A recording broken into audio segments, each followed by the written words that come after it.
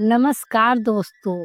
युद्ध के अंतिम क्षणों में भगवान श्री कृष्ण ने कर्ण को अधर्म का साथ देने की बात याद दिलाई। जब उसने द्रौपदी और अभिमन्यु जैसे लोगों के साथ हुए अन्याय को अनदेखा किया। हालांकि कृष्ण ने कर्ण की दानवीरता की प्रशंसा भी की और उसे उसकी वीरता के लिए याद रखने की बात भी कही। कृष्ण ने याद दिलाया कि कैसे कर्ण ने दुर्योधन के अधार्मिक कार्यों जैसे द्रौपदी का चीरहरण और अभिमन्यु की हत्या में साथ दिया और धर्म का पक्ष नहीं लिया। कृष्ण ने कहा कि कर्ण को अभी भी पांडवों पर संदेह था, जबकि वह खुद जानते थे कि वे सही थे।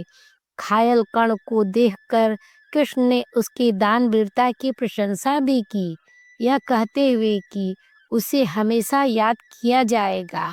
कृष्ण ने कर्ण को समझाया कि आत्मा ही सत्य का ज्ञान कराती है और उसके साथ न्यायपूर्ण व्यवहार नहीं हुआ, इसलिए वह न्याय के लिए प्रयास करेंगे। कर्ण ने कृष्ण से कहा कि वह अगले जन्म में अपने वर्गों के लिए न्याय के लिए प्रयास करेंगे। कर्ण ने कृष्ण से यह वरदान मांगा कि उसका अंतिम संस्कार ऐसे स्थान पर हो जहाँ कोई पाप न हुआ हो। महाभारत युद्ध निस्संदेह भारत का सबसे भयानक युद्ध था, जिसमें न जाने कितने शक्तिशाली योद्धाओं को अपने प्राणों की आहुति देनी पड़ी। महाभारत युद्ध में जहाँ एक ओर पांडव अपनी खोई हुई प्रतिष्ठा और अपने राज्य को वापस पाने के लिए लड़ रहे थे, तो वहीं दूसरी ओर दुर्योधन अपने राज्य को बचाने के लिए लड़ रहा था। भीष्म अपने राज्य को चारों तरफ से सुरक्षित देखने के लिए तो द्रोणाचार्य दुर्योधन के प्रति अपनी निष्ठा और ईमानदारी का प्रमाण देने के लिए युद्ध कर रहे थे। परंतु इन योद्धाओं के बीच एक योद्धा ऐसा भी था जो महाभारत की उस युद्ध में अकेला खड़ा निस्वार्थ युद्ध कर रहा था, और वह योद्धा कोई और नहीं बल्कि सूर्यपुत्र कर्ण था। महाभारत युद्ध का 17वां दिन जब अर्जुन और कर्ण के बीच भयंकर युद्ध चल रहा था, तभी अचानक कर्ण के रथ का पहिया भूमि में धंस गया। यह देखकर कर्ण अर्जुन से कहे, हे अर्जुन, मेरे रथ का पहिया भूमि में धंस गया है। मैं उसे निकालने के लिए नीचे उतर रहा हूँ, इसलिए अपने बाणों को रोको। यह कहकर कर्ण भूमि में धंसे पहिए को निकालने का प्रयास करने लगे।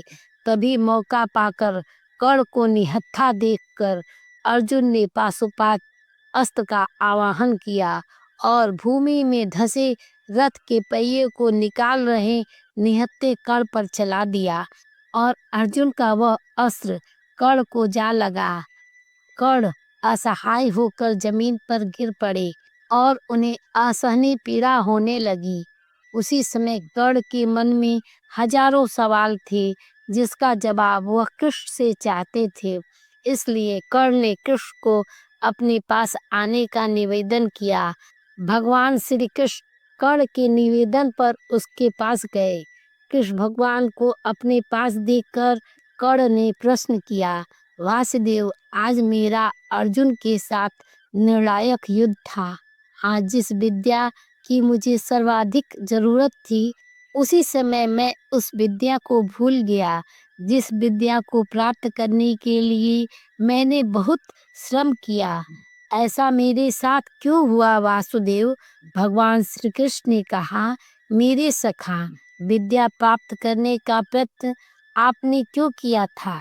क्या आपके हृदय में विद्या प्राप्त करके समाज को लाभ देने की इच्छा थी, या केवल आपने अपने अपमान का प्रतिशोध लेने हेतु विद्या प्राप्त की थी? हे मित्र, जब ज्ञान को मनुष्य किसी प्रतिशोध से लेने का साधन बना लेता है, तब ज्ञान ग्रहण करते समय उसका मन स्थिर नहीं हो पाता। ज्ञान उसकी आत्मा का गुण नहीं बन पाता, परंतु जो व्यक्ति ज्ञान का मोल जानकर ज्ञान प्राप्त करता है वह उत्तम बन जाता है। परंतु आप विद्या की प्राप्ति के समय भी कहीं दूर बैठे अर्जुन के साथ श्रेष्ठ बनने की प्रतिस्पर्धा में लगे रहे। ज्ञान प्राप्त का आपका आशय अनुचित था, तो इस विद्या का विस्मरण आपको कैसे नहीं होता? यह सुनकर कर्ण ने कहा, मैं कैसे नहीं करता प्रतिस्पर्धा वासुदेव। इस समाज ने निरंतर ही मेरी संभावनाओं को कुचला है। इस समाज ने कभी मेरी शक्तियों को सम्मान नहीं दिया, सदा ही सूत पुत्र कहकर मुझे अपमानित किया है। आप ही बताइए वासुदेव, यह समाज किसी को उसके अधिकार से कैसे वंचित कर सकता है? इस पर कृष्ण ने कहा, मित्र, निश्चित यह एक घोर अपराध है। जाति पात का भेदभाव करना, किसी मनुष्य को उसके अधिकार के अवसर से, संपत्ति से या सम्मान से वंचित रखना मानवता के विरुद्ध है। कर्ण ने कहा, हे वासुदेव,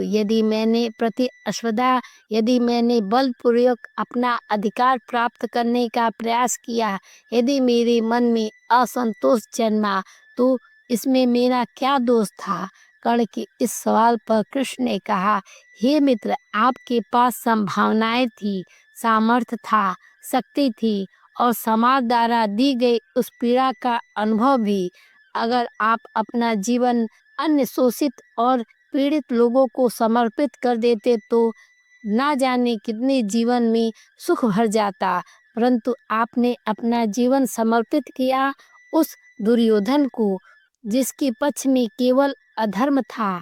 आप दुर्योधन जैसे अधर्मी के पक्ष में खड़े रहे। आप द्रौपदी के वस्त्र हरण जैसे पाप के भागी बने। आपने अपने ही भाइयों के 2-2 पुत्रों की हत्या की और आज आप अपने ही अनुज के हाथों मरने के लिए सज्ज खड़े हैं। कर्ण ने कहा, आप सत्य कह रहे हैं वासुदेव, किंतु मैं दुर्योधन के उपकारों को नहीं भूल सकता था। कृष्ण ने कहा, कौन सा उपकार अंगराज? क्या दुर्योधन ने आपसे मृतता के पश्चाताप हस्तिनापुर के सूत्रों और समाज के कुचले मनुष्यों को विद्या का अधिकार दिया? नहीं न राधे, उसने अपने स्वार्थ के लिए आपसे मृतता की थी। आपके हृदय में अर्जुन के प्रति जो प्रतिस्पर्धा थी, इसके कारण ही दुर्योधन ने आपसे मित्रता की थी। भगवान श्री कृष्ण ने क्रोध भरे स्वर में आगे कहा, हे मित्र, सत्य जान लीजिए, कुरुक्षेत्र में आज जो विध्वंस हो रहा है उसका कारण ना तो दुर्योधन है और ना ही शकुनी। यह पाप 3 योद्धाओं पर है, गंगा पुत्र भीष्म, गुरु द्रोणाचार्य और आप अंगराज। आप तीनों यदि समाज के कल्याण का विचार करते और दुर्योधन की सहायता नहीं करते तो यह युद्ध नहीं होता। यह सुनकर कर्ण ने कहा, आपने सत्य कहा वासुदेव। इस समाज को जितनी हानि अधर्मियों से नहीं होती, उससे अधिक हानि धर्म जानने वालों की निष्क्रियता से होती है। कर्ण ने आगे कहा, बस एक प्रश्न रह गया माधव, क्या मेरे सामर्थ्य का परिचय कभी नहीं हो पाएगा? कृष्ण ने दुखी स्वर में कहा, हे मित्र, जब आपके हाथ में आपके विजय धनुष नहीं है, आपके रथ का पहिया भूमि में धंसा हुआ है और आपको अपनी धनुर्विद्या का विस्मरण हो गया है, ऐसे अवसर का लाभ उठाकर आपका वध करना पड़ रहा है, क्या यही आपके सामर्थ्य का प्रमाण नहीं है? भगवान श्री कृष्ण के मुख से यह सुनकर कर्ण संतुष्ट हो गए और अंत में अपने दुखों को भूलकर अपने अधर्म का त्याग करके कर्ण अपनी मृत्यु को गले लगा लिए। कर्ण की मृत्यु से पहले कृष्ण और कर्ण के बीच यह आखिरी संवाद था।